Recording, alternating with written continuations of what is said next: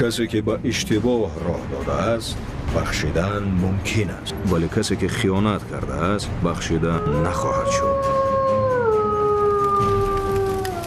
بستر سامانی هایی که رضوان در آنجا کرد، مخصوصا در دره کمرا، چند نفر بگیم کهلون هاش و که از اینکه مثلا کولابیا میآیند شما را تجاوز میکنن یا ازبکا میان شما را تجاوز میکنن، ما بگیریم برای ما بهتر نیست که مجاهدین ابتی گفته دخترای مردم از کهلون های مردم به زوری گرفته در اونجا چند روز در اون مهمانخانه های خودشو در خانه های خودی همون صاحب دخترها تجاوز کردن.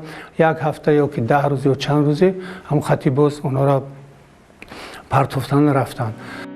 بنابراین دعواهای امروزه باقیمانده‌های نهضتی درباره طرفدار دموکراتیا و دولت دنیوی بودنشان دروغ و فریب محض است.